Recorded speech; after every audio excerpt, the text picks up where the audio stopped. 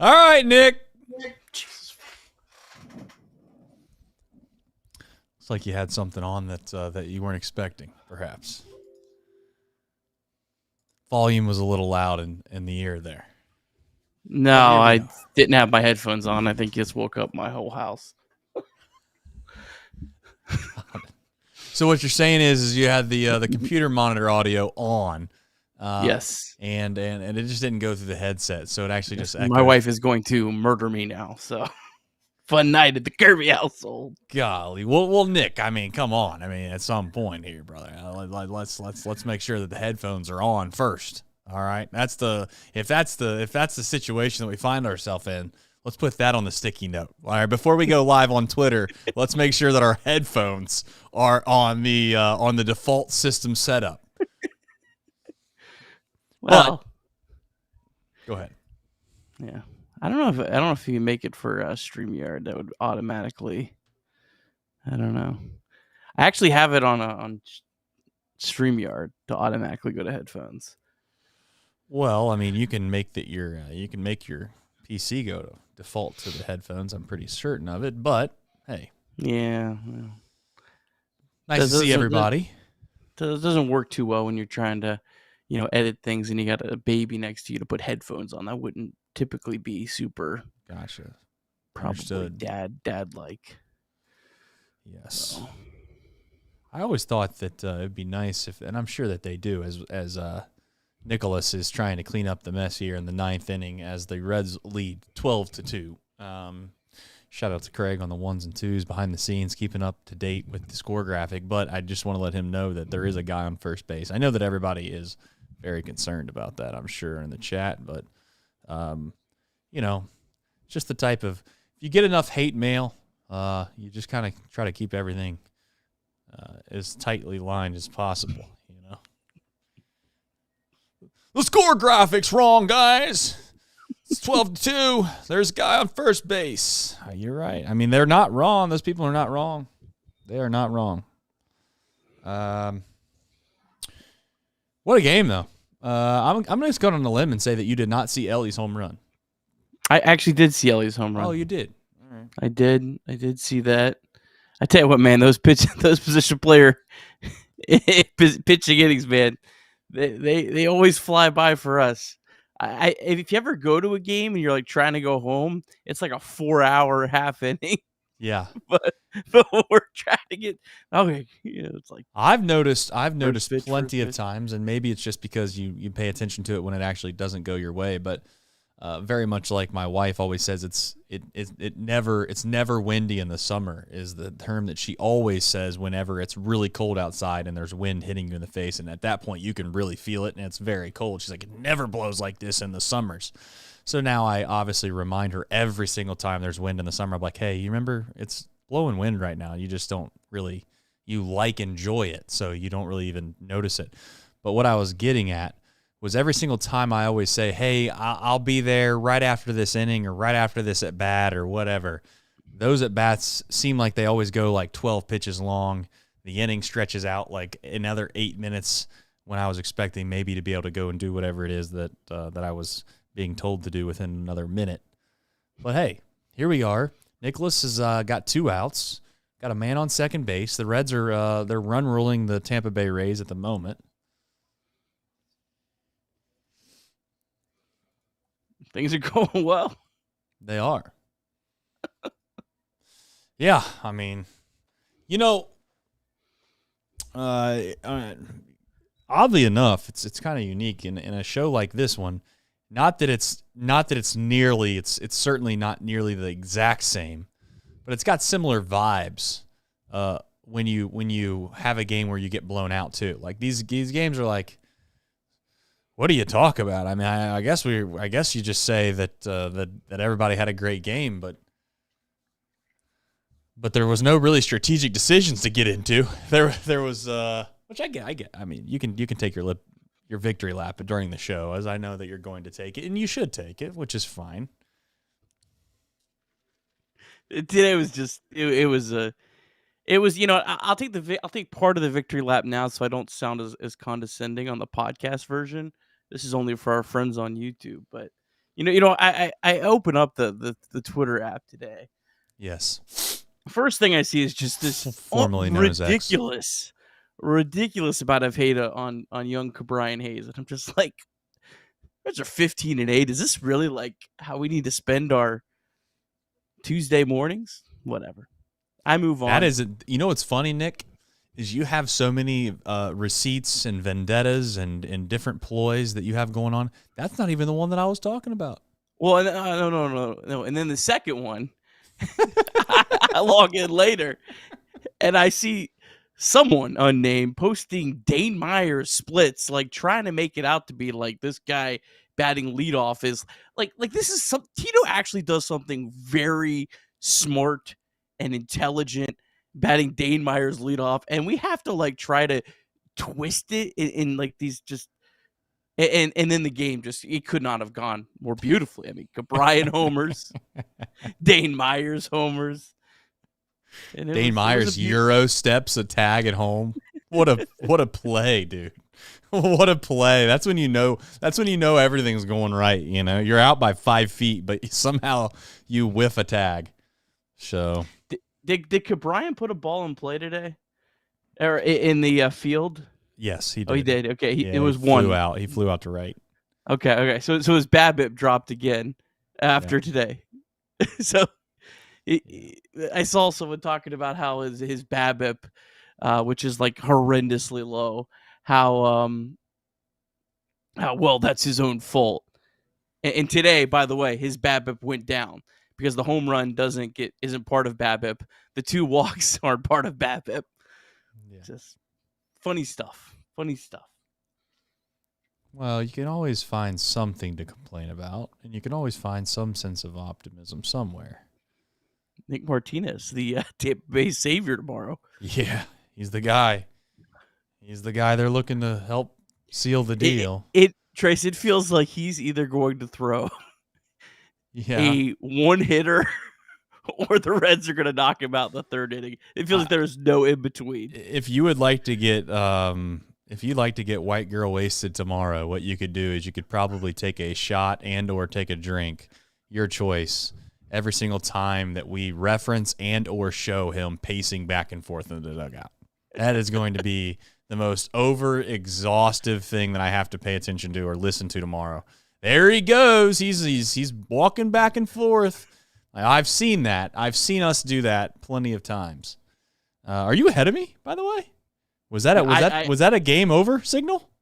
No, that was a strike signal. Okay, I was like, wait a minute. I did actually fast forward it in the last half inning to make sure I was at least live then. I'm on a 2. Can we or 3-1? Can we explain how fortunate the Reds have been so far? This Nicholas guy, who some people clamor to be good and or say that he should continue to get good opportunities because they believe in him. I don't know who says that. I'm just saying that I've heard that before. But change the score graphic. Come on, Nicholas. But here's the thing. I got to tell you, this guy came in to a game in which the Reds fought their way all the way back to give themselves a chance to win, and we brought this guy into a game, and he looked like. He looked like Mariano Rivera, okay? And then all of a sudden, suddenly, a few short days later, he looks like Connor Phillips right before he got sent down to the Arizona Complex League. Like, this guy goes from one end of the spectrum to the other, right? I mean, you can't – he's the beast one day, and he's the beastie the next. If he doesn't – throw a strike, Nick. Golly, I'm not trying to get upset on a show like this, but literally throw it down the middle, brother. No, I mean, it's all seriously, though. He could find himself getting sent down to AAA just so they get a fresh arm in a 12-3 game. Thank you. Just fastballs right over the middle. Turn PitchCom off. We don't even need PitchCom. They're heaters. I doubt the Reds are going to pay for the flight to Tampa for one day. No, you kidding me? We were dying and desperate for some guys that could hit the ball, and they were stuck on their layovers because Spirit Airlines couldn't get them there in time.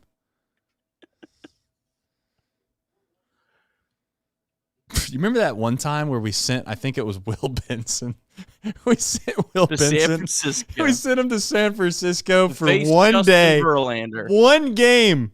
I don't even know if he played. And then they did. He went. Yeah, over four strikeouts. That's right. I remember that. Back. That's right. You got your chance, kid. Yeah, I mean, listen. At this point, I got to tell you, we got to think about this here. Oh, come on, brother. I got to change it again. Ah, brother. This guy stinks. I mean, this guy is... Let's see what is Tyler Callahan doing at the moment. I mean, come on, dude. Okay, well, Tyler Callahan hitting .266 with the Indianapolis Indians, 705 OPS. We're challenging him, baby. I love it. Challenge him, Stevenson. He's like, I'm in Florida, man. I'm begging. I want to go to the beach. I want to go to the beach tonight with my wife. We're just ruining our ABS stats now at this point. Oh, he's chasing balls out of the zone, Nick. No way. Oh, my gosh. Oh, my. Stevens is getting benched. All right, I'm starting to count up runners now. Where are we at? We got 2 guys on. There we go. 6-run lead. Well, maybe. Oh, no. Oh, no. Oh, no. Come on, man. What's that guy swinging at, by the way? This dude can't find the zone to save his life, and he's swinging at a pitch in his eyes. And he hit it in the right spot. Give him that. This is insane. All right. Well, the good news is I think that the tying run is still like 3 guys down on the bench. It's in the hole. Oh no, there's not a runner on base. Yeah, so no, we're still beyond the in the hole. Yeah. I don't think that has a name, does it? We'll just make it up. It's in the well. Oh, former Reds legend. Did you know, Trace, Ryan Valade played in 1 career game with the Reds. Never got an at-bat. That's tough. Came in as a defensive replacement during Nick Martinez's no-hitter. He was the guy, I don't know if you remember, that some people thought should have made the catch in left field that was like completely uncatchable. I know it was a long year last year. Nick. And it was an Apple TV broadcast. I don't know how I remember that. I'm sitting here thinking to myself of what Nicholas is going to have to tell Tito when he gets in the dugout. Like, don't worry, Coach. I got him when it matters. I got him when it matters, pitches. Coach. He's like Shaquille O'Neal. I only make him when it matters. You put me in a 12-2 game, I can't throw a strike to save my life. But the Reds win. I mean, listen, it doesn't matter how you do it. They find a way to win. 10 hits, 0 errors, 12 runs. Do you believe in miracles? Yes.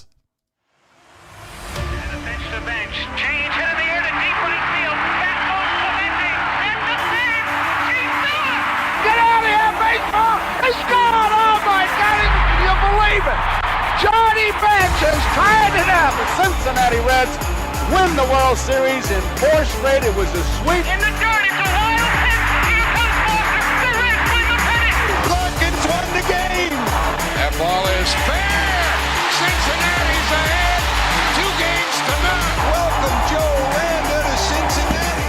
Adam Dunn has done it again. Benzinger backing and calling. And the 1990 World Championship belongs to the Cincinnati Reds. Marty, yes. This is Adam from Milwaukee. Hey, Adam, how you doing? I'm good. How are you? Good. Do you think Scott Chatterbox is a good player? Dunn up there with the bases loaded. The outfield deep and around toward right. And the 1-0 on the way to the plate. Swung on. Long drive. Right field. And this one belongs to the Reds. And a high drive. Hit back into deep right field. Junior has just knocked the door down to the 500 club. Benson's first home run is a walk-off winner. De La Cruz is, oh my goodness, look at this kid run. My, oh my, that is a triple. Matt McClain's first big league bomb. Spencer Steer's first big league hit is a home run to straightaway center field. Joey Votto's done it again. The pitch.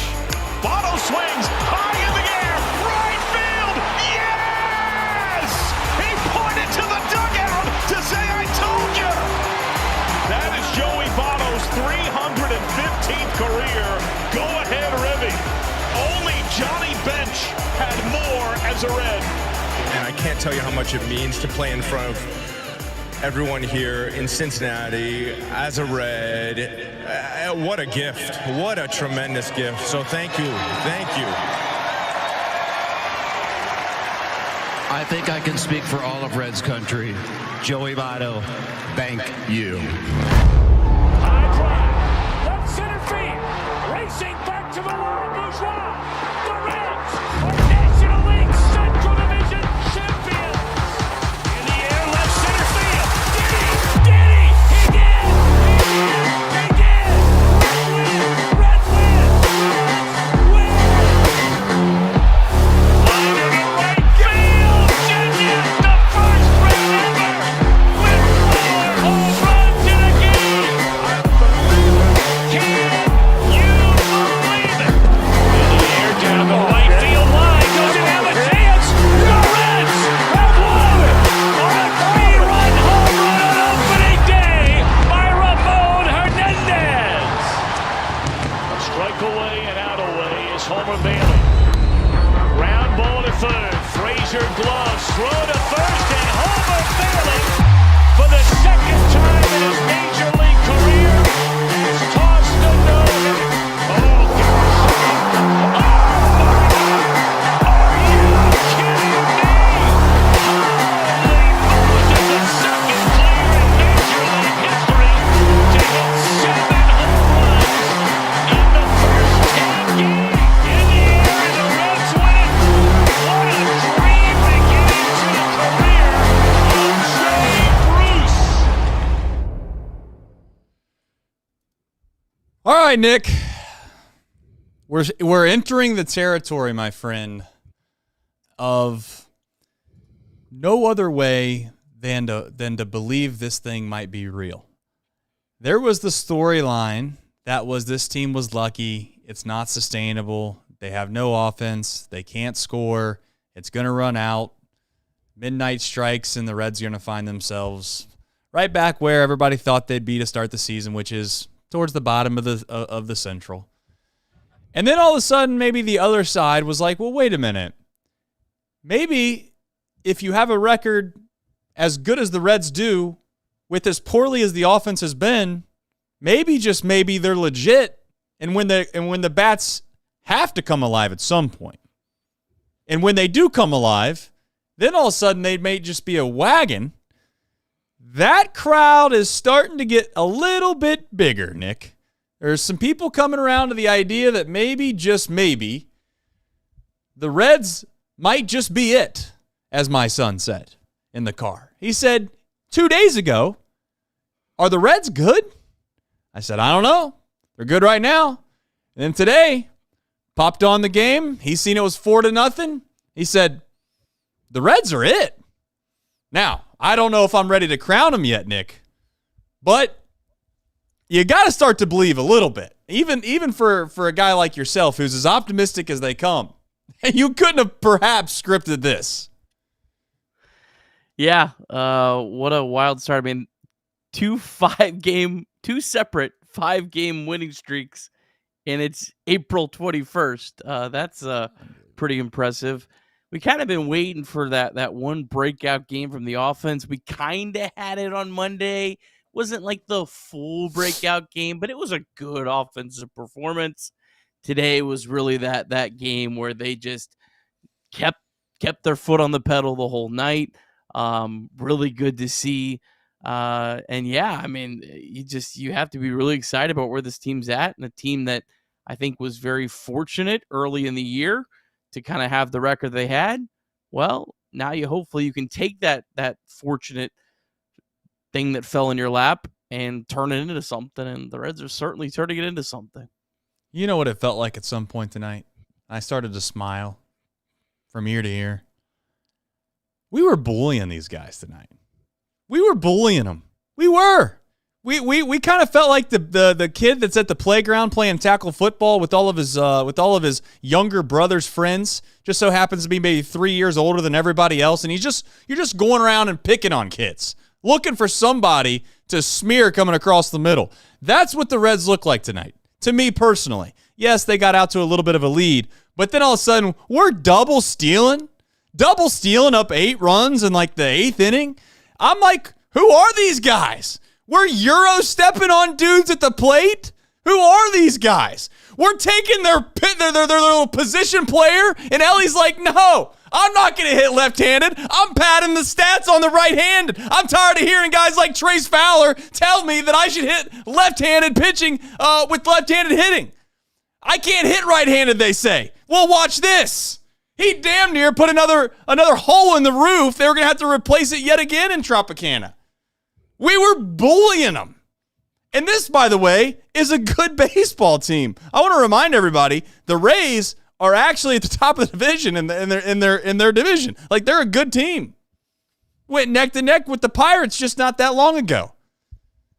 Bullying them. And yes, tomorrow you're only as good as your next day's starter, and we will talk about that. But Nick, if you're a Reds fan and you're around my age or maybe even slightly older, and certainly if you're younger than me, you have not really been a part of too many starts like this one. Even back in the heyday when you had what I would say probably the better years of Reds fandom for us, which was when obviously you had Phillips and Votto and Cozart, and you name the rest of them if you'd like. But the truth is that was a solid team. You expected to be in a spot towards the end of the year where you felt pretty good about it.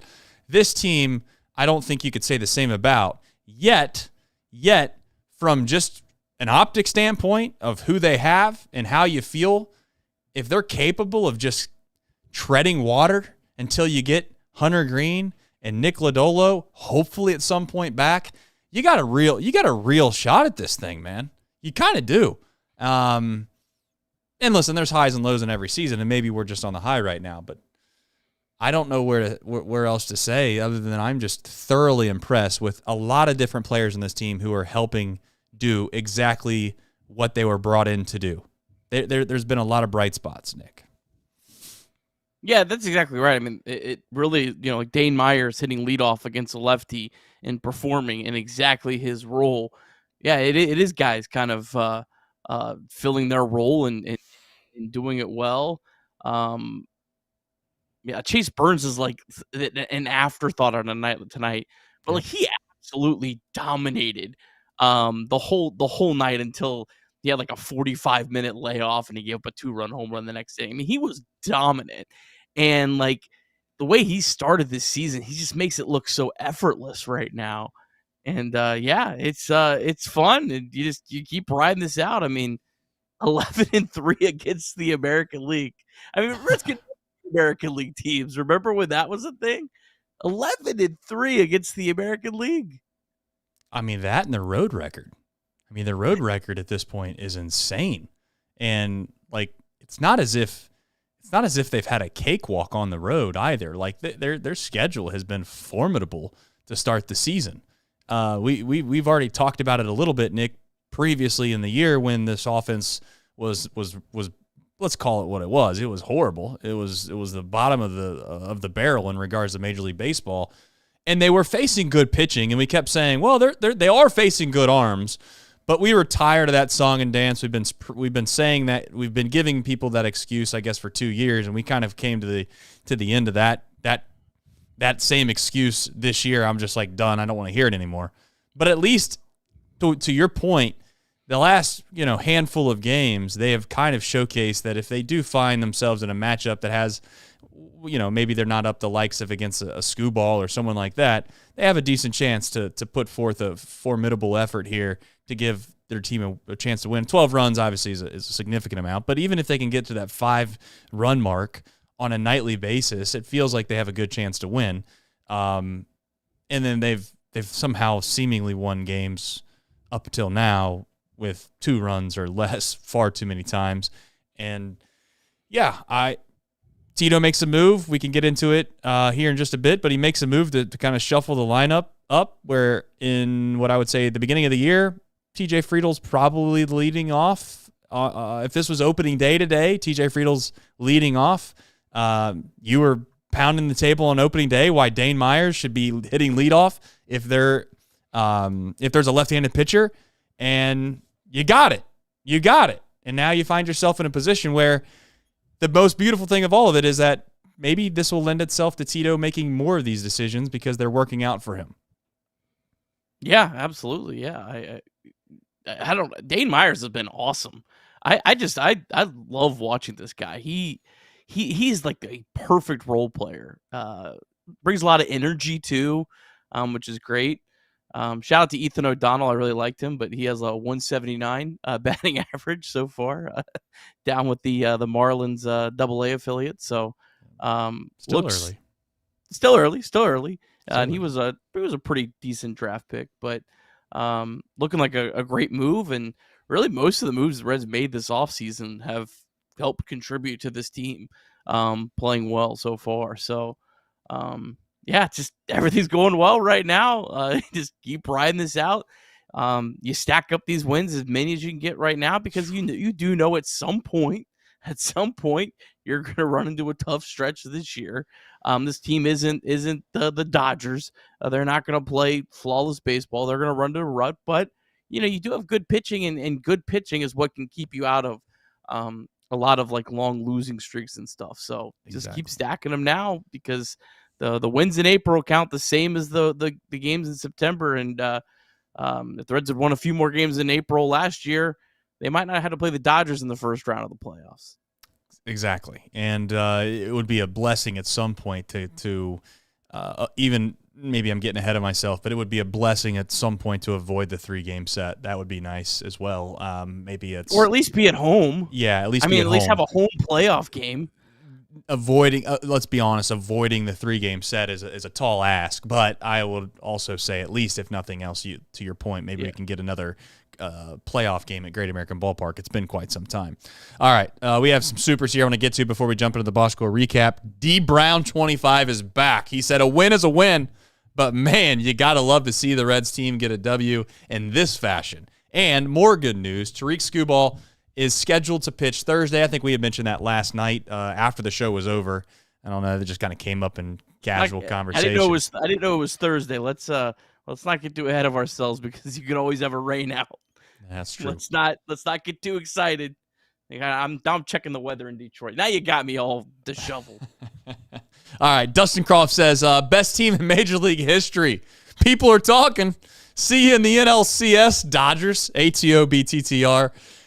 Yeah, who knows? Maybe the Dodgers get upset at some point too. That'd be kind of nice. To see if there's maybe some new blood in the National League. Long way to go, as we all certainly know. But boy, it's such a, for a city of fans that have had to sit through Cincinnati Reds and Cincinnati Bengals seasons over the last few years. You want to talk about starts? We're talking about piss poor start after piss poor start, season after season. We were even talking about at some point on Chatterbox about how you had to switch up what you did in spring training to try to get off to a better start. And Zach Taylor's out there saying, maybe this year we're going to play the starters a little bit more. That's how bad the starts have been in this town. They've been horrific. And then we come on strong late, and we either barely get in or we don't get in at all. It's just nice for once in our lives to at least see a team get off to a great start, and maybe they're the real deal. We'll find out. But it's just nice to feel like you have a team that you're not just chasing your tail for the rest of the year. Spencer loves YouTube cut off the rest of the name, but Spencer, I know you love something. He says he was on the Rays. It was on the A's. I don't know. What the hell is this? I mean, this is going to have me staying up all night at some point trying to figure this out. I mean, it's so over my head. He was on the Rays. It was on the A's. I don't know. I mean, I love it, though. At this point, you got me. I'm hook, line, and sinker. I just don't understand. And I don't really want anybody to explain it to me either until I got to go try to figure this out on my own. Dunny says, we need to take every win. Well, yeah. Yeah. September will be tough. Will it? I mean, maybe. Let's not do that to ourselves, right? Let's not just start forecasting things upon ourselves as beaten down Cincinnati fans that know at some point the hammer's coming. I'm trying to stay away from that mindset, Nick. Even today, I got to tell you, Nicholas was trying his hardest. He was trying his hardest. I was like 12-2. If this was a Little League game, they would have stopped it. It would have been like, hey, this is over. We're done here. One team is embarrassing the other. We're not going to let this go on anymore. But Major League Baseball, they treat them like men. They say, no, you got to stay out there. We don't care what it is. You got to throw a position player if you have to. We don't care. And then Nicholas, he's got me counting up, doing math in public here on Chatterbox Reds, trying to figure out when the tying run might be at the plate after a 12-2 outing when he's given the ball. And shout out to Nicholas, too, by the way, because we have a plethora of super chats, which is good for business. The fact that he came in on tonight and made a mockery of it. We have plenty of supers, so let's get to him. Amazing One says, Nicholas trying to keep our run differential down. Yes, that's what it is. He's an anti-run differential guy. He wants the analytics to continue to hate us. Michael Roth says, never trust a man that spells Nicholas incorrectly. ATOBTTR. That is true. I agree with that. Shout out to Nicholas' parents, but I don't know who I don't know. I guess a lineage at some point down the path, somebody had to make that decision, right? But I don't know. That's here nor there. RD says we're facing Nick Martinez tomorrow. Let's slow down now, RD. Fireball now. Let's slow down. All right. That guy got a qualifying offer. Don't forget. He's a real deal. $20 million man, Nick Martinez. Been a lot of big-time $20 million men in Cincinnati lately. Shout out to Candelario. Shout out to Moustakis. I don't even know if he got that paid that much, but I'd like to say he did. Those guys are like half a dozen in one and 6 in the other. RD chimes in again and says, wait a minute. That's all on me. Big Red Machine. He's up. Big Red Machine. You know how much I love the Big Red Machine. He says, I want Nicholas pitching in Greenland by tomorrow. Mail him his glove and clothes. I told you, Nicholas is hot. He single-handedly is keeping this company alive on a night like tonight. RDPB says, I just want to support you guys. Thank you. We appreciate it. We need all the help we can get. Go Reds. Leave it at the table. Says, I got in a wreck back in January, and I'm starting to think I actually died that night. What is happening? It means he can't believe he's alive, Nick. The Reds are good. Wake up. You can wake me up when September ends, and hopefully the Reds are still playing baseball. Scobie says, this has to be the year the Reds overcome the hump that is the Milwaukee Brewers. But until that happens, I'm still holding my breath. Well, don't hold your breath, Scobie. You'll be dead.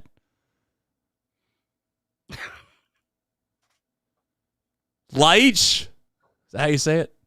A couple more supers, and then we got a show to do. Laich says, position player pitched better than Nicholas. Told you, Nicholas is feeding families tonight, bro. Nicholas is feeding families through college. Oh, he's putting our kids through college. Who needs one of those 509C24-3 plans or whatever the hell they advertise on the radio? Not that I listen to the radio because I don't even know why I said that.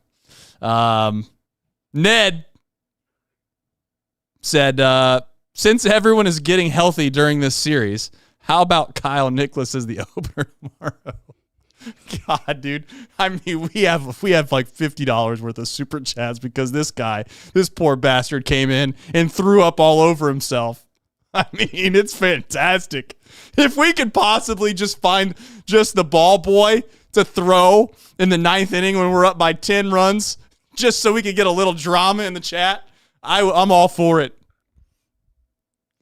Rolf said, speaking of the Dodgers, I hear they need a closer. I'll be the first to offer up Nicholas, unless he agrees to change his name to Nicholas properly. Mets lost again. The Mets are losers, by the way. I mean, you want to talk about a loser franchise. They lost? Yeah, they lost again. They were up 3-0 to the Twins. Twins come back 12 in a row. 12 in a row, Nick. Can you imagine? McClain pitched to Jim, too. 12 I know he struck in out a row. 9 because someone might have needed 9 strikeouts out of the young man, but they lost that game. Yeah, I mean, yeah. That poor guy, the poor Frank the Tank guy. The Twins. He might be dead. That or somebody better just. Tracy struck out 10 batters, and they lost. Someone does want to know. Jim Lafferty wants to know, where is Ricky Karcher when you need him? Yeah, like at least he would. He's in the Mexican League. Yeah. You know what's funny is the Mexican League is the stomping grounds to get yourself back into the major leagues and do relatively well. Aguilera de Veracruz of the Mexican League. All right. Thank you, everybody who supered. That was one hell of a list. That was one hell of a list of supers. Shout out to Nicholas. So there's that. All right. Nick, box score recap. 10% chance of rain on Thursday in Detroit. Nice. In case you were wondering. I'm glad we had enough time for you to get to the meteorologist portion of the show. Hard-hitting news around here. Yeah. All right, Chatterbox Reds is... I'm redoing this. I don't have to redo it again. Chatterbox... All right, I'll shut up. Chatterbox Reds is brought to you by Sharefax Credit Union. Sharefax is a not-for-profit financial institution owned by its members that returns earnings to them through lower fees and better rates in addition to traditional banking options. You can apply for membership at sharefax.org if you live in one of our 12 counties. Just like the rest of Cincinnati, Sharefax is fired up for the baseball season and ready to experience all the highs and lows together with the Chatterbox community. Sharefax Credit Union, insured by NCUA. Reds taking on the Tampa Bay Rays, game 2 of 3 at Tropicana Field. Chase Burns against Steven Matz. Matz entered 4-0 in his career against Cincinnati. Top of the first, Elly De La Cruz crushed a 2-run home run, his 7th of the season, his 5th against a lefty, 2-0 Reds. In the top of the second, Brian Hayes and Dane Myers both hit solo home runs. That made it 4-0 Reds. Top of the 5th, Spencer Steer hit a solo home run to make it 5-0. Then the top of the 6th, the Reds put up 4 more runs to make it 9-0. The only blemish on the night from Chase Burns came on a 2-run home run he allowed in the bottom of the 6th after a very long top half of the inning. Final line for Chase Burns, 5 2/3 innings, 4 hits, 2 runs, 2 walks, 8 strikeouts. Reds scored 2 more in the 7th. Elly De La Cruz hit a home run off a position player in the 9th, right on right. That made it 12-2 Reds. Kyle Nicholas did make it a little interesting in the 9th. He walked 5 batters and gave up 4 runs, but the Reds hang on for a 12-6 win. Reds have their second 5-game win streak in the month of April. Reds are 16-8 and 11-3 against the American League. All right, and shout out to Craig. He really wanted to make the deep drive of the day, Elly De La Cruz, which was a bomb, by the way, absolute mammoth bomb off the position player that nobody remembers the name of. But you know, some would call it a blue moon, some would call it lightning striking twice. I call it Brian Hayes hitting a home run over the right field wall. That's his first one of the year. 100 off the bat, 363 feet. He got all of it, too. 25 degrees. Reds would take the lead 3-0. Win probability would be 75%. You ever heard of the Big Red Machine? So have I. Nonetheless, that would wind up being 100%. And the deep drive of the day is sponsored by QC Kinetix. If knee pain or shoulder pain is slowing you down, whether it's on the golf course, the pickleball court, or even in the gym, it might be time to talk to the care team at QC Kinetix Cincinnati about regenerative medicine options. QC Kinetix takes a different approach, focusing on treatments designed to help your body heal and recover. They're conveniently located in Liberty Township, right across from Lakota East High School. See what the care team at QC Kinetix is all about. Visit QCKinetix.com or call 513-655-3356. All right. Speaking of Ke'Bryan Hayes, he's on the rundown along with the great Dane Myers. I tell you, this doesn't obviously make me feel like everything's perfectly fine down there at third base, just because he kind of got off the snide a little bit last night, follows it up with a home run today. But it's at least, if nothing else, a little bit of a refreshing kind of a viewpoint of Ke'Bryan. And the fear that I had, Nick, maybe mostly about Ke'Bryan Hayes, was that it was going to become unworldly.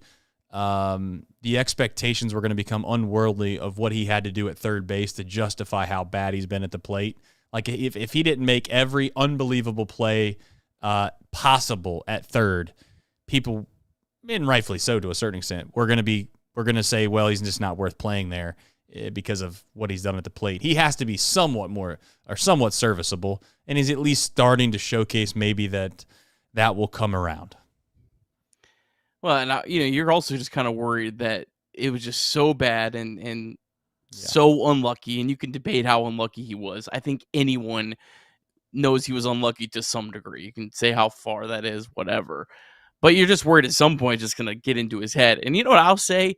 Shout out to his teammates. Like, they were talking about it on the broadcast. You saw them, how excited they were when he hit that home run. I think Jim Day talked about how they kept trying to encourage him. That's great stuff. I think that is some of the best stuff in baseball. When a guy is struggling, but he's hitting the ball hard, you're really rallying around a guy. And I think that was really cool to see. So that was a cool moment for him. Ke'Bryan Hayes in general is going to always be a polarizing player, even if Ke'Bryan hits up to what I think would be like my hope was like, I said like an 85 WRC plus. Even if he's there, there's still going to be people that are going to hate him or hate him, but hate him playing. So he's always going to be a polarizing player just because some people value defense, some people don't. But for me, like, the talk about Ke'Bryan is like, well, he's had so many, plate appearances over his career, and, you're just not going to be able to fix him. He is what he is. You're not trying to make Ke'Bryan Hayes Sal Stewart. You're trying to make Ke'Bryan Hayes a slightly below average hitter. Like, that's what you need him to be. And if he's that, I think that's an incredibly valuable player.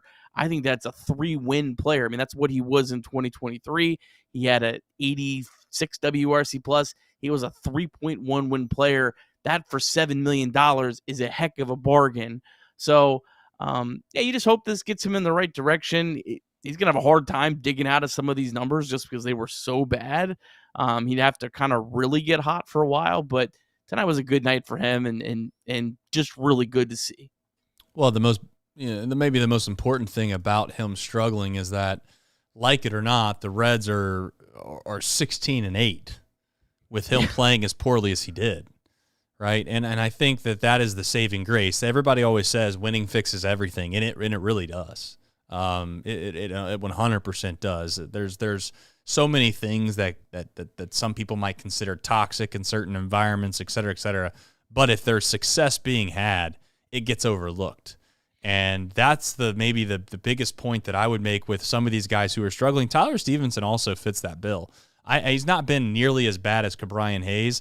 He's also had much better maybe underlying metrics than Ke'Bryan Hayes has as well. But just strictly from an output perspective of what you thought you were going to get out of Tyler Stevenson and what he's been able to do so far this year, it's not been even remotely close to what probably most Reds fans would have guessed.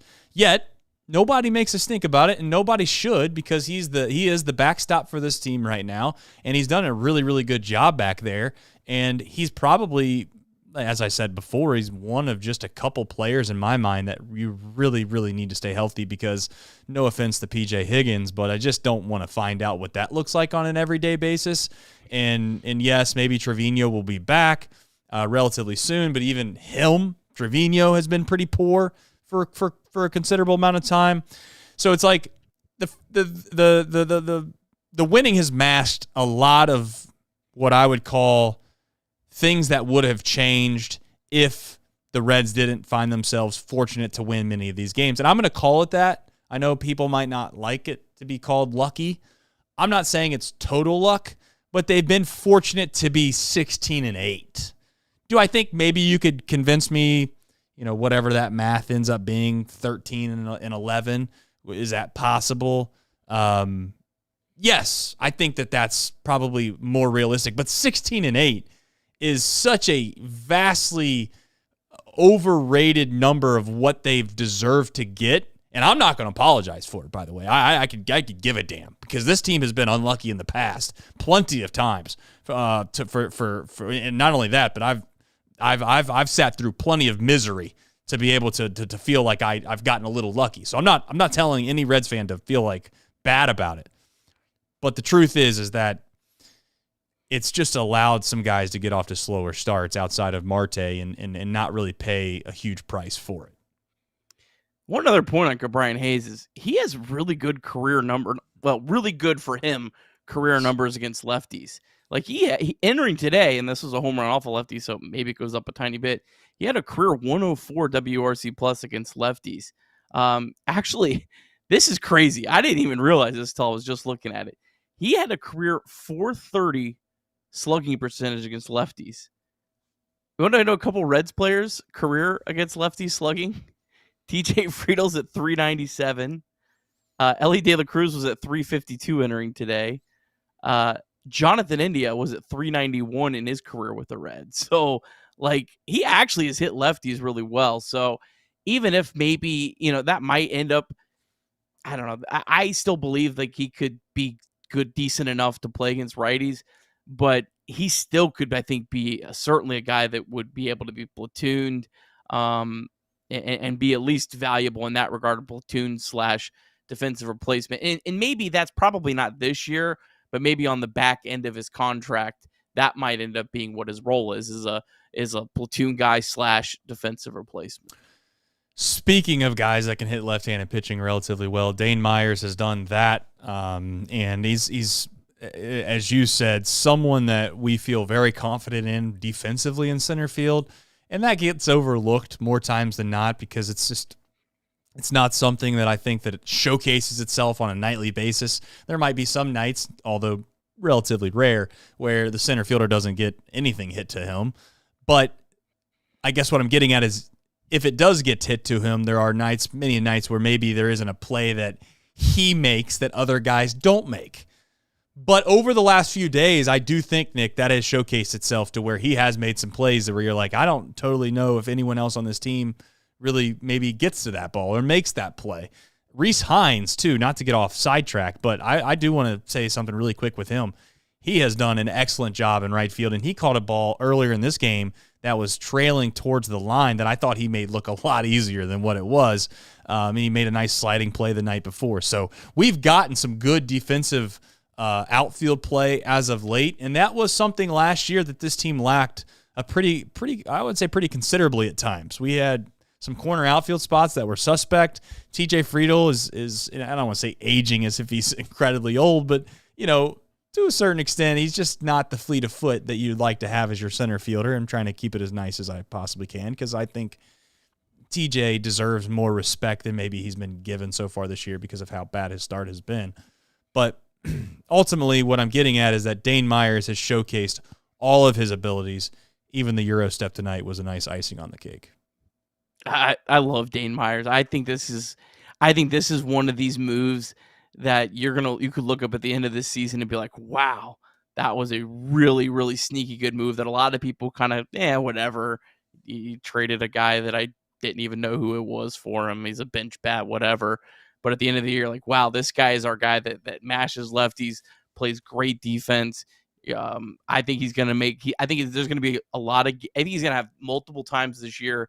We'll see again where he comes into a game late and makes a game-winning catch too. He's a winning player. He just does a lot of things really good on the baseball field. And I'm a big fan. They walked 3 times tonight too.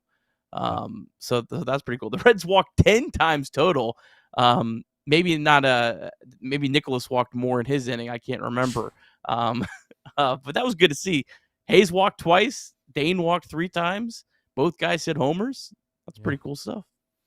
I liked the confidence that Benson showcased on the ABS challenge by the Rays when he walked. He just decided he was going to go down to first and not even worry about it, and it turned out to be about an inch, almost 2 inches below the zone. So, hey, we have hit our outfield is kind of clicking right now. I don't want to jinx it, but maybe the biggest bright spot of them all.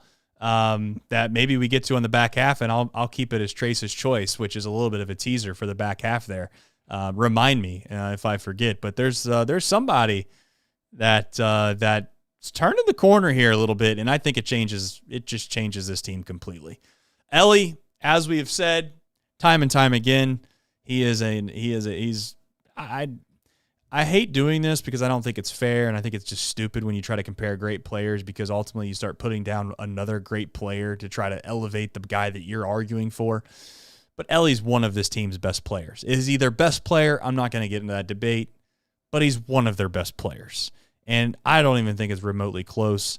And he's continuing to showcase, Nick, on a night-in, night-out basis that I think, point blank, he's gotten better. I think it's safe to say at this point so far this year, he looks more confident. I think his plate discipline has gotten better. I'm sure some analytics folks can probably come back and tell me I'm wrong or maybe I'm right, but that's beside the point. Just when I watch him, he feels much more confident, comfortable, and as I've said before, defensively, he's never looked better as if you had to ask me. So I can't say enough good things about Elly, and he's, as I said, Tyler Stevenson's an X factor. Elly's the biggest one, I think. I'm not saying the dominoes completely fall if Elly's not there, but boy, oh boy, he's the straw that stirs the drink, Nick. Yeah, I think Elly looks like he looked at the beginning of last year. I think because the second half got so bad, I think it was easy to kind of forget how good he was in the first half of the season, especially like really early in the season. He was really seemed good. like he was making a lot of errors. Seems like he's making a lot of errors, Nick. I remember there's being a lot of guys. Yeah. Offensively. All right, fair enough. Offensively, he was really, really good in the first half. But yeah, like I would say all over game. I would like to see him not be behind Sal Stewart in the stolen bases though. Like Sal can maybe out homer him, but don't let Sal out steal you. That's kind of crazy, that whole thing that's going on right now. But yeah, Elly looks good. I tell you what, Trace, man, Reds are third in the National League in home runs, sixth in Major League Baseball in home runs. Two guys tied for third, Elly and Sal Stewart. So this team that could never hit home runs. I mean, there's a lot of guys in this lineup that can hit homers. Especially obviously De La Cruz, Stewart, and Suarez. And I don't even think we've seen Suarez really crack. And also Spencer Steer. Like I shouldn't leave him out. I mean, Steer's on pace for another 25 home run season. So, and there's obviously guys that have potential there too. We haven't really seen a whole lot yet. McLean, Hines, Benson. This team, I don't know. What do you think? Do you think this team could be? Am I crazy for thinking this team could be the top 15? With home runs hit? Yeah. I think that comes down to Eugenio Suarez and what he's capable of doing. I think he's going to have to put up at least 35 or 40 is asking a lot, I think, honestly. But if he gets to 35 or 40, I think the answer is probably yes. But all it takes is one of these guys to not – one of the bigger pillars, I guess is the term I'm looking for. One of the bigger pillars for the home run hitters would have to perform to the level that we expected them to get in the top 15, in my opinion. But we hit it. Here's the thing. It doesn't seem like it based off of the way things have gone in the past, but we do hit in a great park to hit home runs. So at some point, I don't know when, maybe this is the year, maybe this is it, but at some point you'd like to take advantage of that. I don't know. Maybe this is it. I don't want to jinx it, but you're not wrong. I mean, when you go up and down the lineup, especially if Matt McLean. I mean, if Matt McLean gets hot and he finds a way to hit 20, Elly's going to get his. Sal Stewart's been Sal Stewart so far. I don't know. At this point, he might do it himself. That's a little bit of a joke. You got Eugenio, you got Steer, you got the combination, I guess, of a couple different guys in the outfield that can kind of piecemeal it all together and whether it be Benson or Hines or J.J. Bleday if he comes up at some point. Maybe Marte comes back. I'm not giving up on Marte either. Like, and to be clear, I'm not suggesting that I'm ready for that at all. I just openly saying that 162 is a long season. And I don't want to get ahead of ourselves and act like there's not a chance for guys that are currently in AAA to help us. Because at some point, I'm not even going to bring it up because why should I? We're what's our record again, Nick? I'm just trying to make sure. 16 and 8. That's right. 8. 16 and 8. And go ahead. Last year the Reds were 21st in home runs, 21 behind what would be the top 15. That was the mark. And the Reds have hit some home runs on the road, Trace. I mean, tonight obviously helped the overall number, but 12 home runs in 12 games on the road. I feel like I went like a whole week without watching this team in a home run on the road. So no doubt, 15 homers at home, 12 home runs on the road. Played 12 games each at home and on the road. And the parks that they've played on the road as well don't lend themselves to home runs. Like we're not playing. Yeah, they haven't been playing in Coors Field. Yeah, or Yankee Stadium or something like that. Yeah. It'd be a little bit different if that was the case. If you haven't checked, maybe you haven't gotten around to it, been busy. 16 and 8 is good for the first place in the NL Central.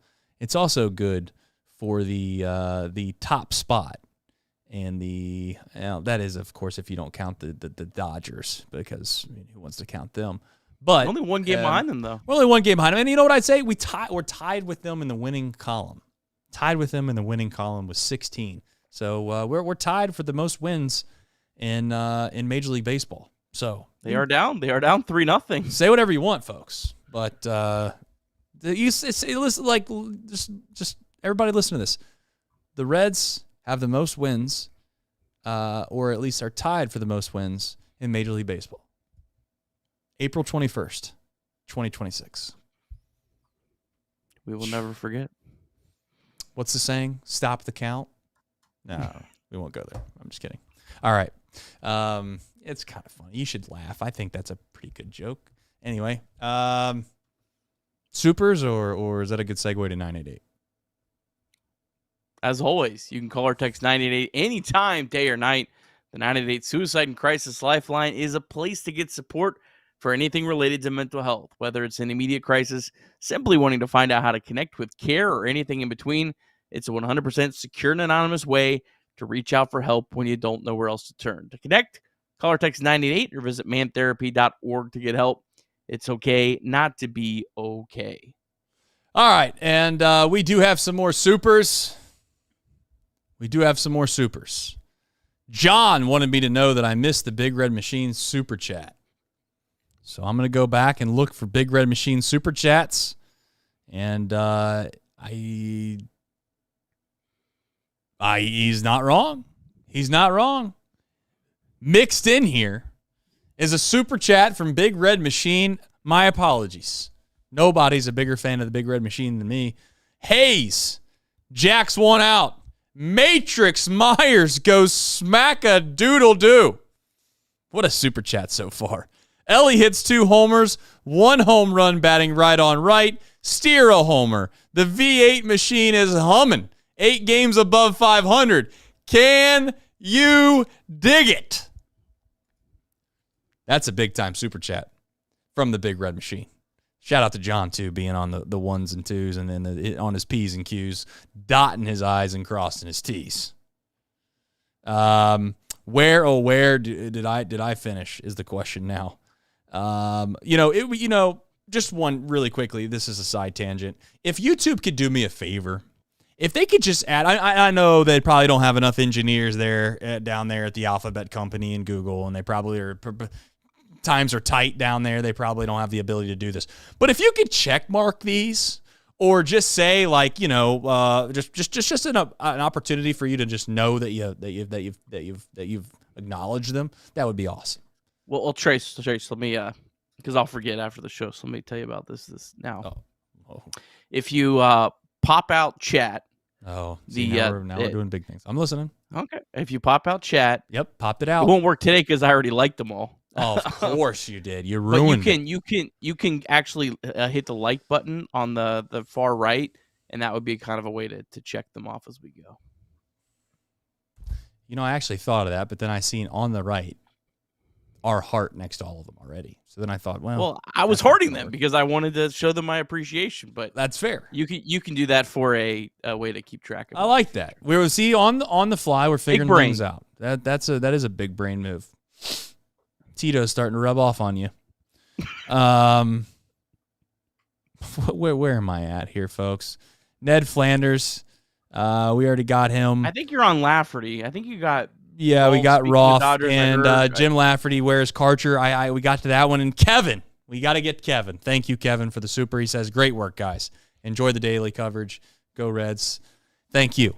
We appreciate it. We need all the help we can get. We really appreciate the Reds for giving us something to talk about on a nightly basis and getting off to a great start and getting everybody excited and really, feeding the beast, as they say. They're feeding the beast. They're putting some tokens in the machine that is, some would call, the big red one, and we appreciate him. Chase Burns, he's on the rundown, Nick. We've talked now for nearly 45 minutes or so, and we haven't brought up the starting pitcher. Why? Well, that's because the Reds' offense came alive, and you just kind of forget about the outing that Chase Burns had. I think you had mentioned on the top of the show he was dominant. He looked the part. And really the only blemish that he had for the most part was when he came back out after a lengthy delay and gave up a 2-run home run to a very good hitter, I might add. Like these guys in the middle of the order for the Rays are nothing to scoff at. And I think we have a staff so far have done a really good job of kind of minimizing the damage from that area of their lineup.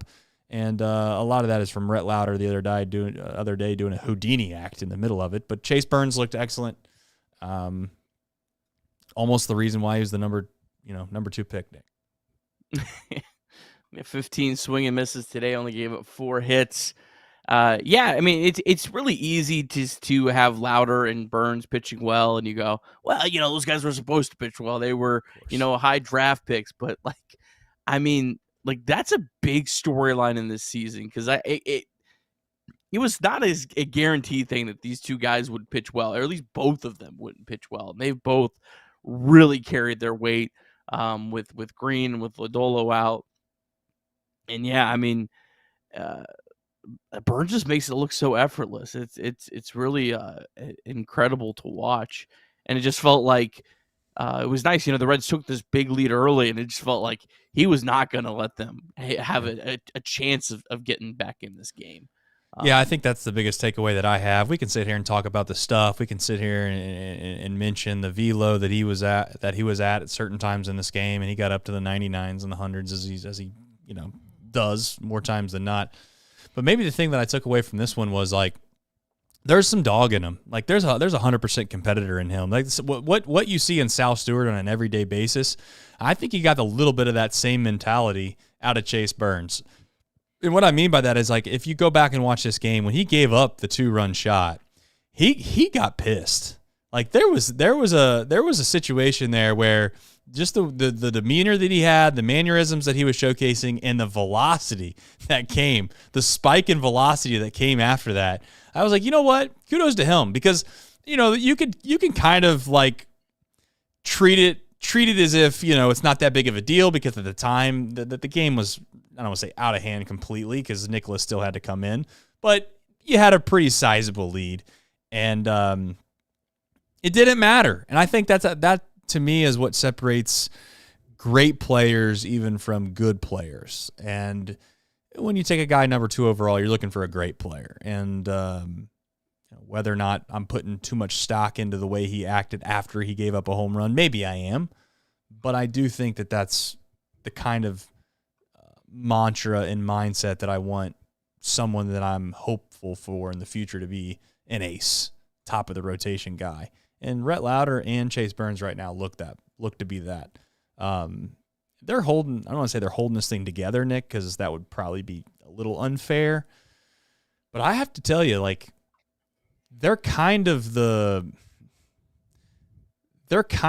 the soft pillow that I lay my head down at night. Like I know it's going to be there, and I look forward to the fact that there's some comfort coming there with those two guys pitching. I've been a fan of Williamson in the past. I understand. I know Abbott's been an all-star, and Brady Singer's Brady Singer.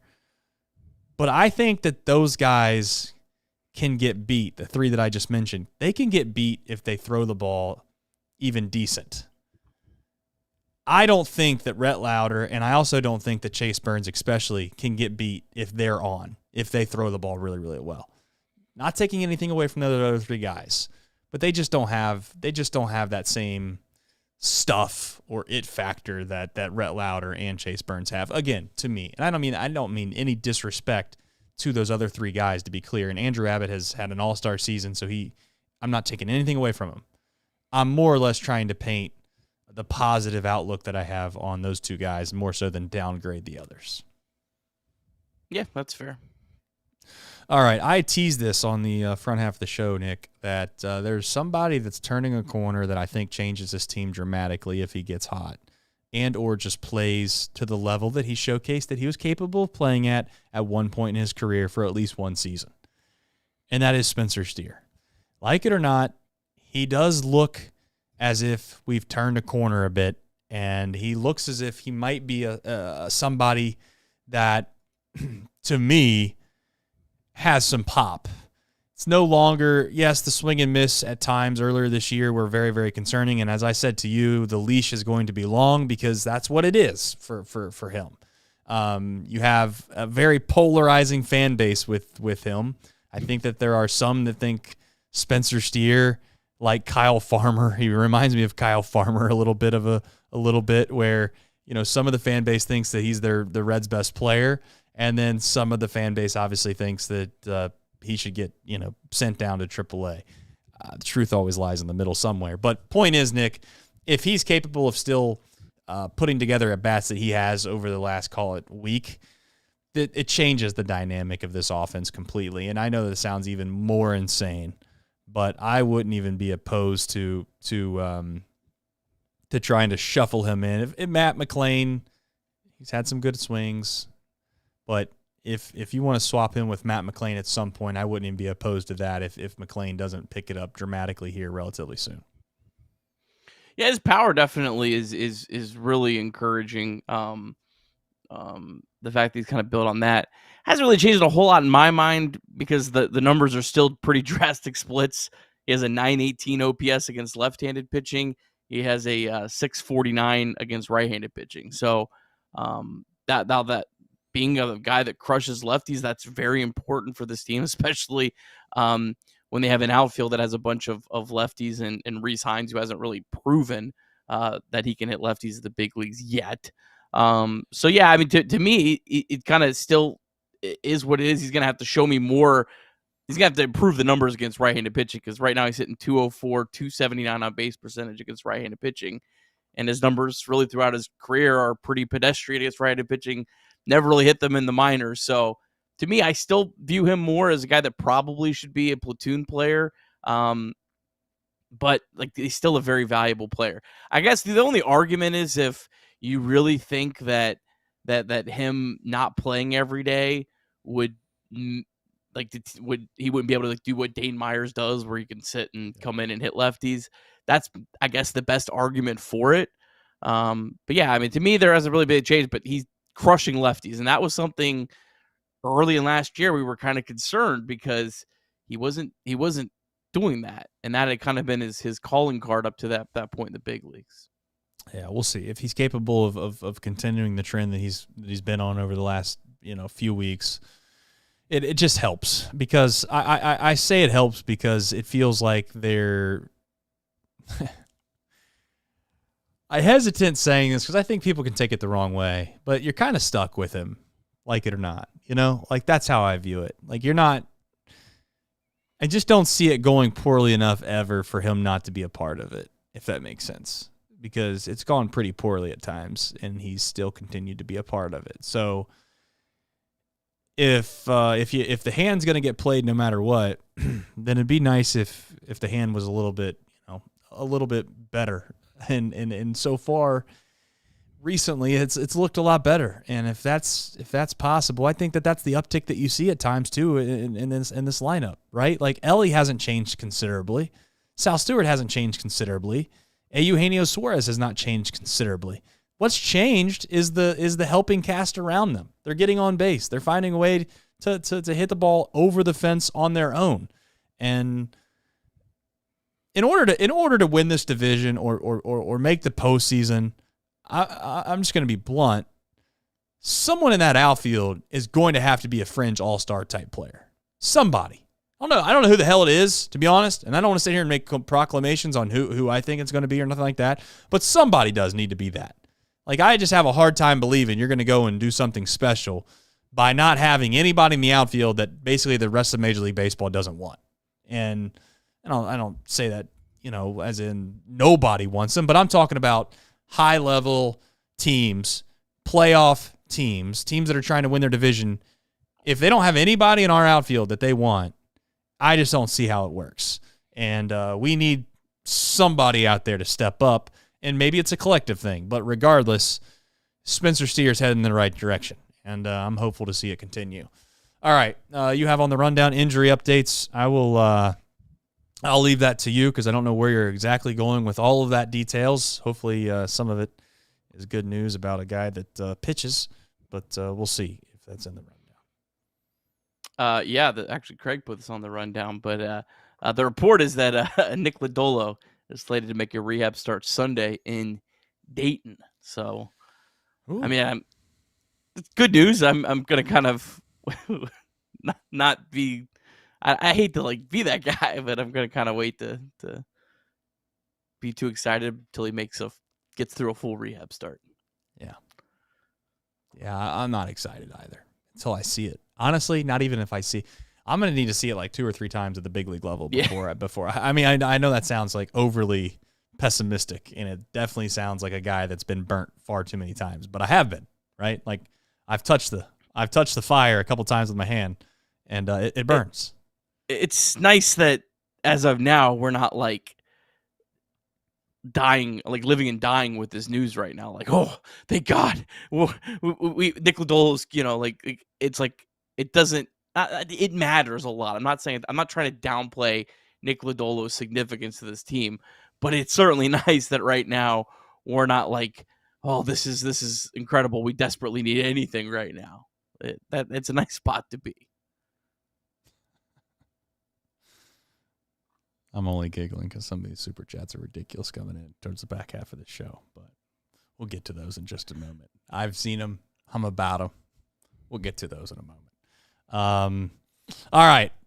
Your NL Central scoreboard as it stands at 10:40 p.m., April 21st, 2026. Cardinals 5, Marlins 3. That game is final. Rangers 5, Pirates 1. That game is final. All of these are final, to be clear.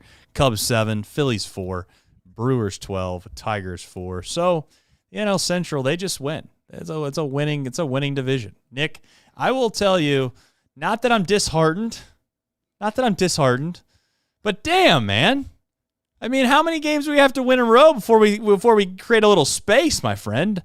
I don't want to get into it too much because it becomes a little bit of a Debbie Downer. But you know what?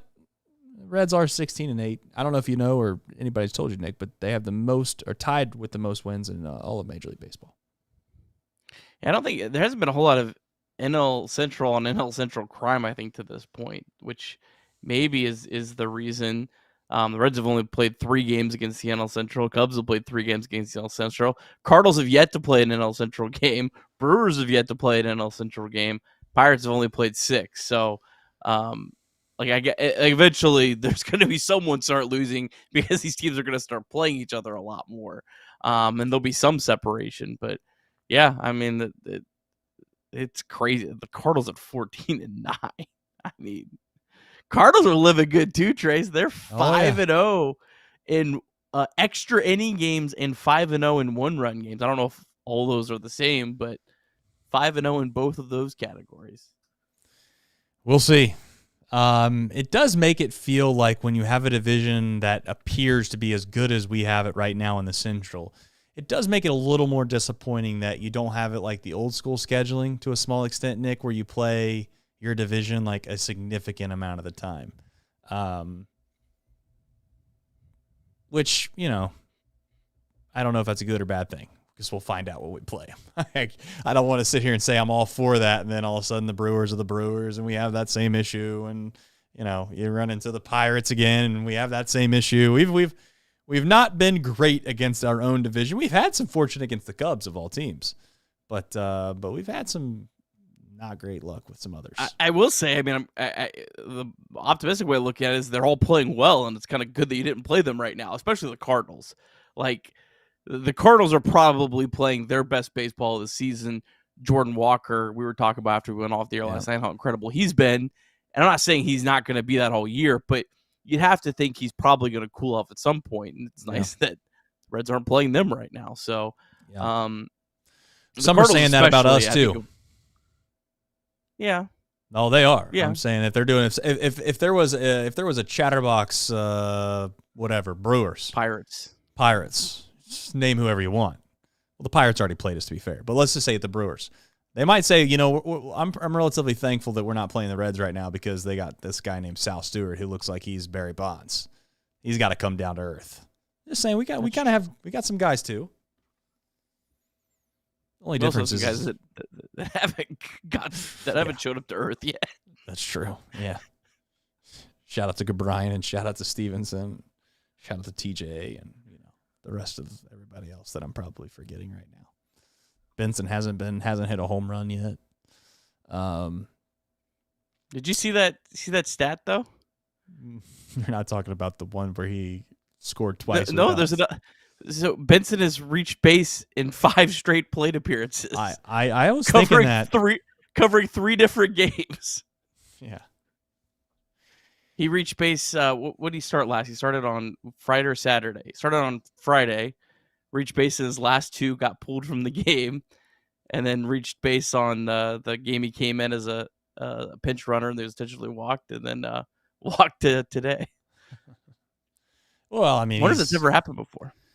Who knows? At this point, I gotta be careful on the amount of time that we spend on a show like this when we're talking about Will Benson. Yeah, gotta watch the narratives on this show. All right, we have Reds MILB, and then we are going to jump into Supers here in just a second, which we have a plethora. All right, Reds MILB presented by 78 Cigars. Cincinnati legend Anthony Munoz has a new venture, and we are fired up to partner with it here on Chatterbox Reds. Introducing 78 Cigars, a premium cigar line from the Hall of Famer himself. Field of great cigars in Cincinnati football history, this is the perfect combination. You can grab 78 cigars right now at both Montgomery and locations or over at Creekside Cigar Company. You can also check them out online. Just head to anthonymunoz.com, click on the 78 Cigars page, and learn more or place your order today. That's 78 Cigars from the greatest offensive lineman to ever do it, Anthony Munoz. We'll start off with AAA, where the Louisville Bats won again. They beat Iowa 10-3. Louisville scores 5 in the second inning, never looks back, and improves to 13-9 on the season. Noelvi Marte, 2 for 5. He hit his first home run down at AAA. I believe it was an absolute bomb, too. 426 feet in the 8th inning. J.J. Bleday, 1 for 4 with a walk. Edwin Arroyo, 2 for 3, double, stole his 5th base of the season. Hector Rodriguez also hit his 4th home run of the year. And shout out to Dominic Patelli, big day, 3 for 5, 2 doubles. That was his first ever extra base hit at the AAA level. Jose Franco got the start, continuing to struggle a bit. Did strike out 6, but gave up 3 runs over 4 innings of work. Zach Maxwell threw a scoreless inning. Most importantly, didn't walk anyone. Struck out 2, and Andrew Chafin keeps getting it done. Another scoreless inning from him. All right, down to AA. Chattanooga does it again. They win 4-0 over Knoxville. Chattanooga, 13-3 on the season. They used a 4-run second inning, highlighted by 2-run singles from Alexander Vargas and Leo Balcazar. Jose Acuna got the start. Really good start from him. 5 innings, 5 hits, no runs, 2 walks, 5 strikeouts. Acuna walked 6 batters in his first start of the year. He didn't make it out of the second inning, but since then, only allowed 3 runs over 15 innings with 13 strikeouts and 4 walks. Carlos Jorge on base twice, 1 for 4 with the walk. Leo Balcazar on base 3 times, 2 for 3 with a walk. Cam Collier, tough day, 0 for 5. And Austin Hendrick, 1 for 3. Wild game down at High A. Dayton loses 16-10 to South Bend. The Dragons allowed 6 runs in the 9th inning. They fall to 7-8 on the season. Alfredo Duno, 0 for 4. Carlos Sanchez, 3 for 5 with a double, stole his 9th base of the year. Carlos Sanchez has been awesome so far for the Dragons. Alfredo Alcantara was 1 for 3. Yerlin Confidant, 2 for 5 with a triple. And some guy named Drew Pesky that I've never heard of that Craig put on the rundown didn't get an out today. Pesky came into a tie ball game in the 9th and allowed all 6 of the 9-inning runs to score. So sorry, Drew Pesky, for that being your first introduction to Chatterbox Reds. All right, and last but not least, down to low A, the Daytona Tortugas, they fall 7-5. The Jupiter Daytona drops their 4th straight, now just 5-11 on the season. Mason Morris goes 4 2/3 innings, gives up 2 runs, did strike out 5. Mason Morris, your 3rd round pick last season, 4.63 ERA through his first 3 starts of the season. Kyle Henley, 2 for 5 with a double. Bernard Moon, 2 for 3 with his 3rd home run of the year. Tyson Lewis, tough day, 0 for 5, 3 strikeouts. And Arnaldo Lantigua, tough day as well, 0 for 4 with 3 strikeouts. That is the Reds MLB. Tyson Lewis. Oh, no. Baseball's a hard game, man. Just a hard game. Still a baby boy. Incredibly hard game. Still a baby boy. Baby boy. Yeah, he's just out of his diapers. We got to give him some time. All right. I do want to ask a quick question to you before we get into these supers. Do you think that Darryl Ward right now is updating his resume as we speak? Every single time there's a situation. Yeah, I know you don't know who it is because no one else in the chat knows who it is either, and nobody probably even in Louisville that went to the Bats game tonight knows who it is. He's the hitting coach down there in Louisville this year. I'm wondering if he's going to keep track of all the times that these guys get to come down there. They hit the cover off the baseball, then they send them up here to Valleca, as all of our fans continue to scream and cry about, and then all of a sudden, Valleca, he just messes them up as soon as they get here. Then they get sent back down to Ward, and Ward's just fixing them up. He's like the little elves right around Christmas time, just putting in a good day's worth of work fixing all these bats. So Darryl Ward, let's keep an eye on him. Maybe he'll be the next big hitting guru here for this Reds organization. I wasn't sure if you were talking about Darryl Ward. I Googled him. The American reality television personality from the Ice Road Truckers. So there was also a Darryl Ward that you could have been referring to. Yeah, that would have been who it traditionally would have been. But shout out to you, knowing the Louisville Bats hitting coach. Yeah, shout out to the. Right off the top of the head. I knew that. You knew that. You didn't need to look it up. No doubt. I don't. How could you not know? The pitching coach is. I'm ashamed. Reed Cornelius. Don't you know who Brian LaHare is? Bench coach. Julio All-star. Murillo. Brian LaHare was an all-star with the Cubs. Stephen Gobert is the athletic trainer down there. He's been there for 10 years, Gobert. Nick. Is he related to Rudy? No, he treated COVID with much more respect. Wade Hebrink.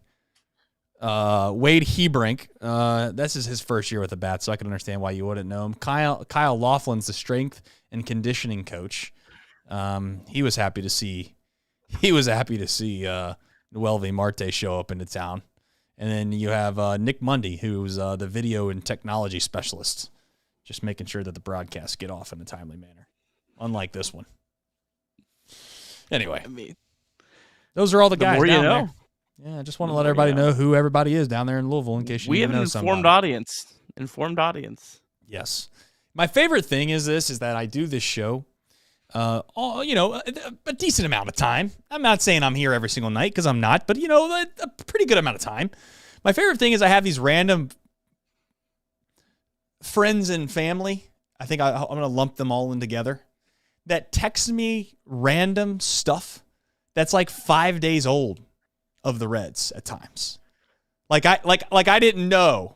I got a text today I didn't know that the Reds got Sal Stewart from a compensation pick because they didn't have Nick Castellanos re-sign. I mean, I'm no disrespect to my family, but my man Nick Kirby's been telling me this for years. I've known this for years. You're trying to when Sal was in Dayton. You're trying to explain to me the moon landing from 19 whatever it was when I got Neil Armstrong as an uncle. I don't need anybody telling me about the compensation pick that allowed us to get Sal Stewart, okay? I'm well informed. I can't wait for the day that I get text message about this guy named, look, did you hear the new call-up? Shang-In Lin's coming to the bigs. Like, yeah, well, let me tell you, I heard about Shang-In Lin when he was walking around the farm complex in Goodyear when we were breaking down the gates at 6:45 to get in just so we could get eyes on this guy. Anyway. That's going over so many people's heads perhaps in the chat right now, but just, imagine yourself getting out to Goodyear, Arizona for the first time, and then all of a sudden you have Nick who's just excited. And I mean, genuinely looking back on it now, there's no disrespect to it, but the amount of excitement that Nick had when he's like, that's Shang-In Lin. I'm like, who? That's Shang-In Lin. He's the next Shohei Ohtani. I'm like, oh. Okay, I don't think I said that. You might not have said that, but that's what you were thinking. Anyways, let's get to the super chats before you say that you didn't think that. Retro Modern, I think that's how you say it. Retro Modern 2 said, just not to be confused by Retro Modern 1, $20 in Canadian. This guy's neighbors with Joey Votto. Has to be. Why else would he be watching the show? Thank you, Retro. We appreciate it. I never even thought about that. Do we have like a little small contingency of Reds fans in Canada? Because our guy, Joey Votto, clock and all, was a Hall of Famer? I live closer to Canada than Cincinnati, so that's true. Maybe it's my neighbors. Yeah. Speaking of Greenland, you damn near live there. Nick Kirby, he wants you to do the 6-7 emote. Trajan Garvey, by the way, he acts like we're circus animals. He's gonna have us doing everything under the sun here in a minute. He realized he could super chat multiple times and he's done it. Okay. Billy Patrick said, when was the last time we were 8 games above 500? I don't know. 2023. They said it on the broadcast. Say it again. 2023. I can all right. Maybe give you a date. 2023. When we won 12 games in a row? Probably around there would be my guess. Yeah, definitely. We were 10 games above 500 on July 6th. Looks like July 30th. No, we were still into August. Early August, I think, would be, or August 3rd, I believe, would be the answer. August 3rd, 2023. Look at that. That's service, Billy. What do you think about that? Trajan then says, Trace just started chugging Fireball because of you. I'm 14. Listen, I don't condone it. Okay, you gotta responsibly intake whatever it is that you intake. Okay. You're gonna have an angry parent emailing you. I got $50 worth of super chat charges. Never even crossed my mind that wasn't a joke. I mean, there's a chance it's not a joke, but maybe somebody's gone rogue on the supers. Trajan, please don't super it again unless you're 21, at least. Schmick Schmack 129. Why? I don't know why I say it like that. Schmick Schmack. I want to see Trace hit the gritty like Elly. Does Elly hit the gritty? I think so. I don't know. I mean, that's the best I can do. I know he does the dab. I look more like Tito doing the dab than Elly, though.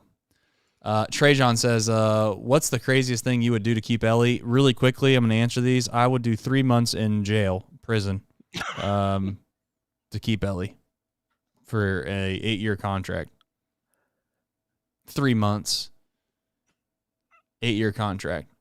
If you told me that we could get Elly for a team-friendly deal for 10 years, you can bump that up to 6 months. I'm not even joking either. You think I'm joking? I'm not joking. I would do 6 months in prison, the pen, I would do whatever you want me to do, too. Put me in with the hard guys, too. I don't care. Put me in with the real criminals. 6 months. That'd be great content. Would it? I don't know. 6 months. What kind of content are you talking about, Nick? Trajan Garvey says, Nick got that license and registration haircut.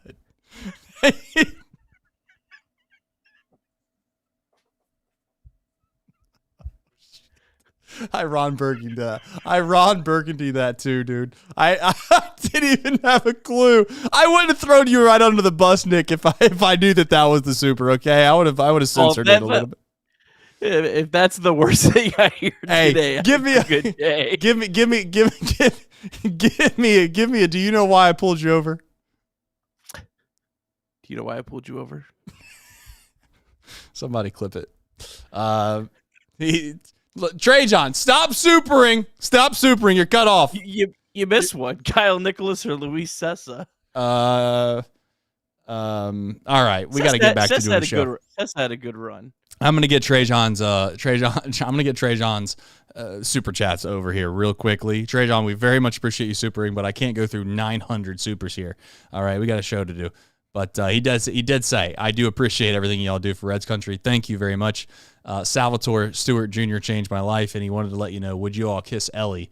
Would you all kiss to keep Elly? I'd kiss my wife to keep Elly, yeah, definitely. I'm not going down that rabbit hole. All right, I'm not doing that. How many years though, Trajan? What are we talking? I mean, we talking Joey Votto, like all the whole entire deal. Retire a Red. Trace would do 6 months in jail, but wouldn't give me a smooch. Yeah, that is true. Probably be easier to just do the smooch, considering the other. I'm gonna say it because I think it's funny and it's worth saying. The other smooches might not even be might not even be voluntary. You know, that might be voluntold.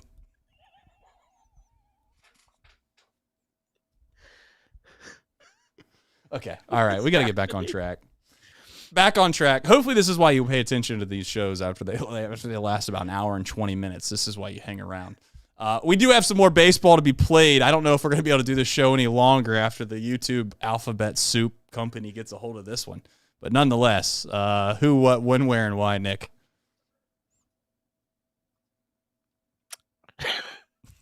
Lock it in, man.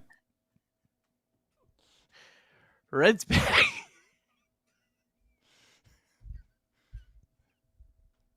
Oh, I'm sure there's plenty of qualifying offers that go around the pen. And I'm not talking about the bullpen. Reds back at it, 110 against the Tampa Bay Rays, going for a series sweep on Wednesday. It'll be Brandon Williamson up against Nick Martinez. Nick Martinez now in his 9th big league season.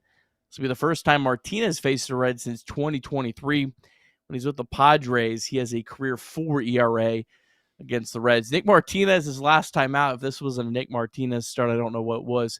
5 1/3, 8 hits, 2 runs. Active Reds against Martinez are 7 for 22. Tyler Stevenson, he actually hit a solo home run. He pinch hit for Joey Votto, and Martinez came in the game, and he hit a home run against him. Suarez is 2 for 6 with a homer.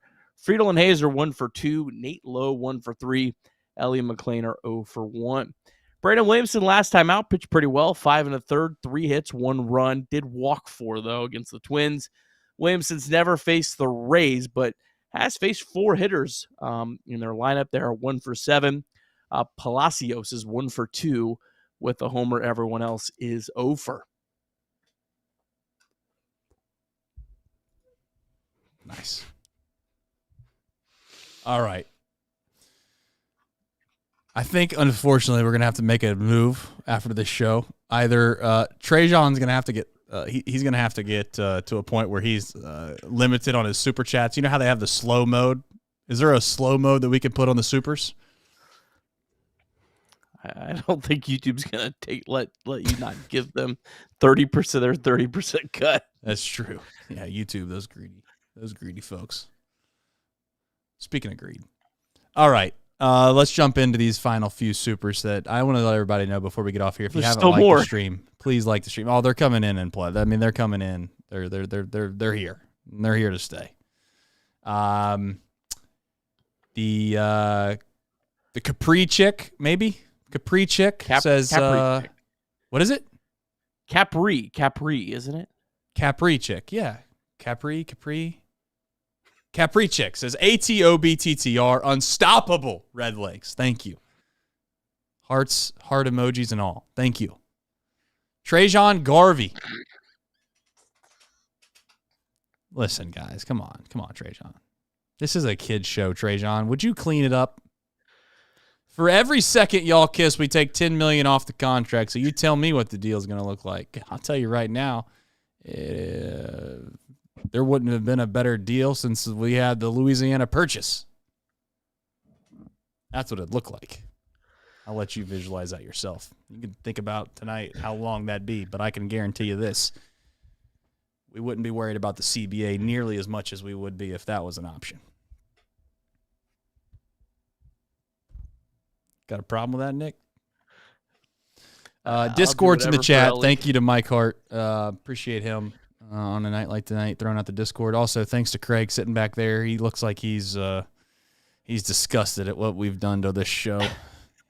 He's so disgusted back there. I see him. He's got his hands over his face half the show, shaking his head.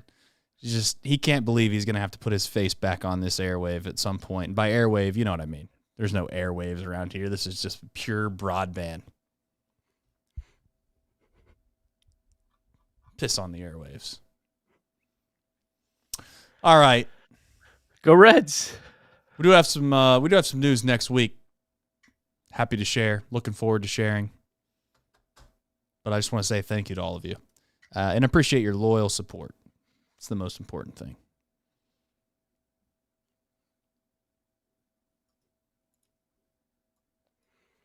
Just making sure I didn't miss any supers. Let me make sure. Also, shout out to John. Not only did he went the extra mile, he sent me an email to make sure I didn't miss that super, which I appreciate. All right, we're good. No emails. I think we're clean. I just want to say thank you to all of you. We'll be back here, as I have always said, and I've never been wrong, better than ever tomorrow.